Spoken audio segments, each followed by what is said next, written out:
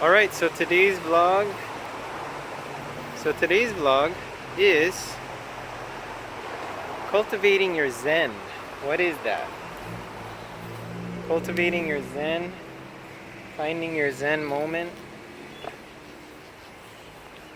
So, what do I consider that? I consider that being in your right place at your right time, as much of the time as you can control. Of course, we have to go to work, we have to do meetings, we have to do holidays and family get-togethers and things like that. But cultivating your Zen. So that's finding your Zen moment every day, getting your mind right, getting into this right state of mind to decrease your stress, have a better quality of life, have more fun, stop doing what people want you to do and start doing what you want to do, living your life to the fullest, finding what's important in your life. So for me, that's family time, health, fitness, and your thoughts, emotions, and actions.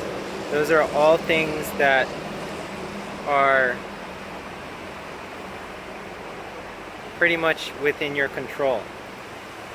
Like work, okay, you have to go to work, you have to make money, that's a stressor.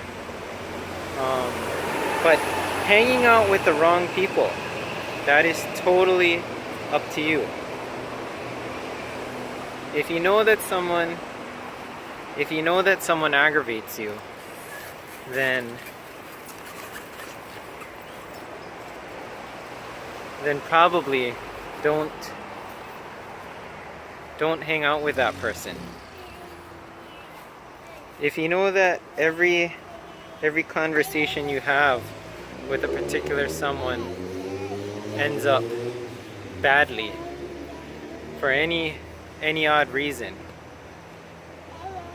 you feel judged or you feel just worse off after having a conversation with that person, it's probably because they're not in support of what you find important. And so that's not cultivating your Zen. That's actually the total opposite. It's aggravating you, stressing you. Like for me, I know a lot of times I don't want to call anyone when I do my epic bike rides, because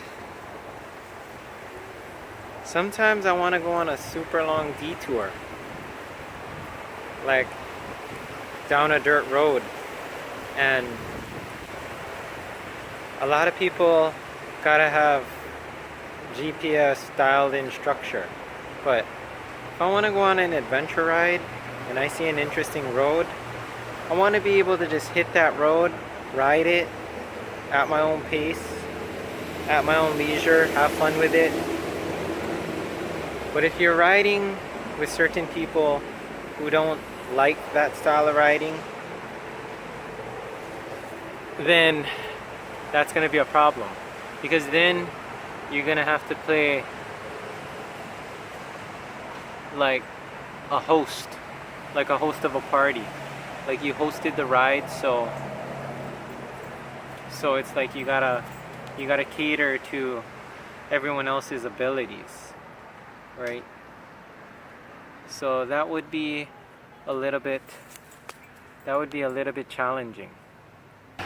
Okay, on pause for a bit. someone came up to me to talk to me. I'll be right back. Alright, so I met Cheryl and she gave me my client's Easter gift that was delivered to her house. So, okay, cultivating your Zen. So that is being in a place that puts you in the right mindset most of the time.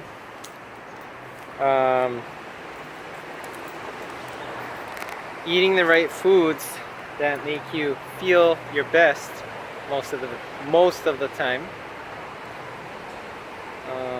Getting enough fresh air and oxygen and outdoor time to refresh your mind and think clearly, to kind of put the world on a pause button so that you can reset your frame of thinking and not really keep a positive mindset, because keeping a positive mindset actually doesn't change your surroundings.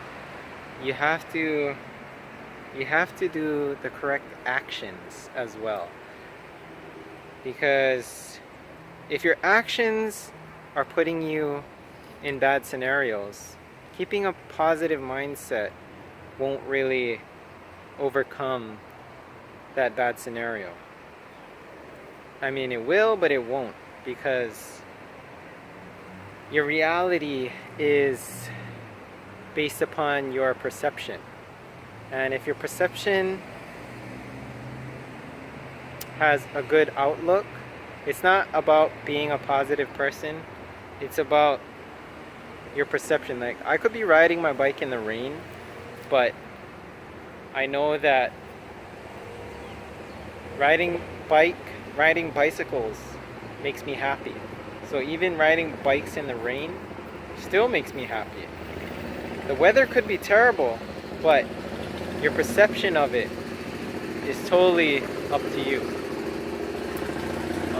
Same as riding in the wind. Riding in the wind, who wants to ride in the wind? That sounds terrible.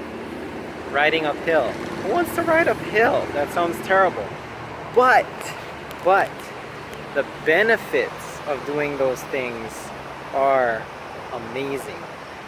And if you change your perception on it, it just might change your whole outlook on it. Those things are actually good for you.